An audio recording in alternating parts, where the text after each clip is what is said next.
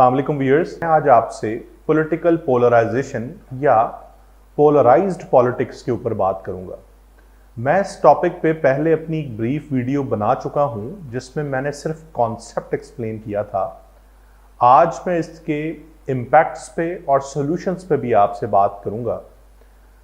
हम पिछले 1 साल से देख रहे हैं, जब से पिछली गवर्नमेंट को डिस्प्लेस किया गया और एक नई गवर्नमेंट वजूद में आई पाकिस्तान में, तब से पाकिस्तान में एक पॉलिटिकल कैओस चल रहा है। इस कैओस को दरअसल कहते हैं पोलराइज्ड पॉलिटिक्स।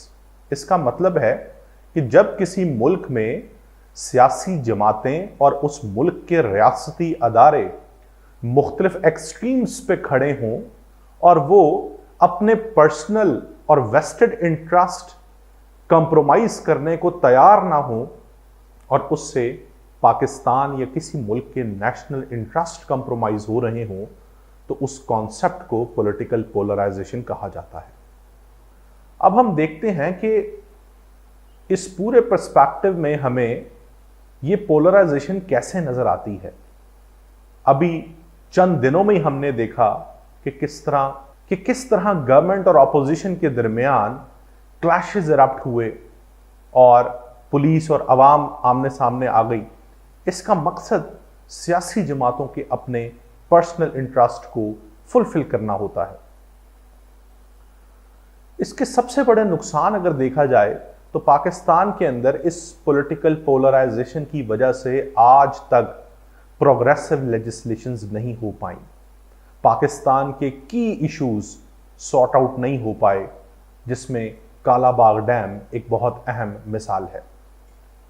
कालाबाग डैम की कंस्ट्रक्शन को आज तक इसीलिए यकीनी नहीं बनाया गया क्योंकि सिंध, केपीके और पंजाब के इंटरेस्ट हैं और इन तीनों सूबों में ऐसी जमातें परसिस्ट करती हैं जिनके इंटरेस्ट सिर्फ सूबायत से लिंक्ड हैं, जो प्रोविंशियलिज्म की बात करती हैं, जो एक खास एथनिसिटी की बात करती हैं।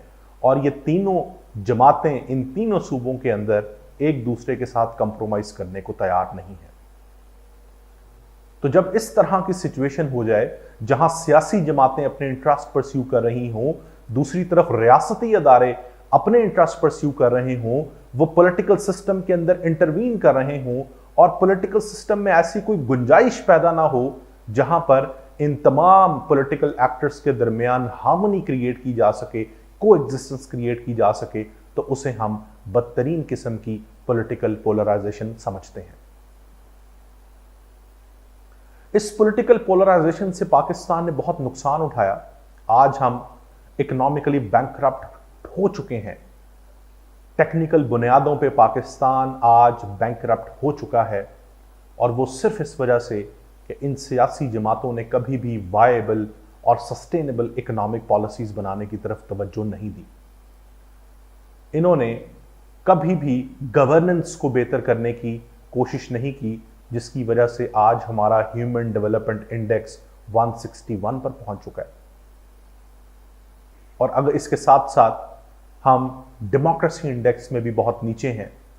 करप्शन परसेप्शन इंडेक्स में हम टॉप पे हैं, जहां पर पाकिस्तान के अंदर करप्शन बहुत आसान हो चुकी है। तो पॉलिटिकल पोलराइजेशन के इस कॉन्सेप्ट के पाकिस्तान के सोशो इकोनॉमिक और पॉलिटिकल स्फीयर्स पे बड़े संगीन किस्म के इंपैक्ट्स हैं। अब इस मसले को हम हल कैसे कर सकते हैं?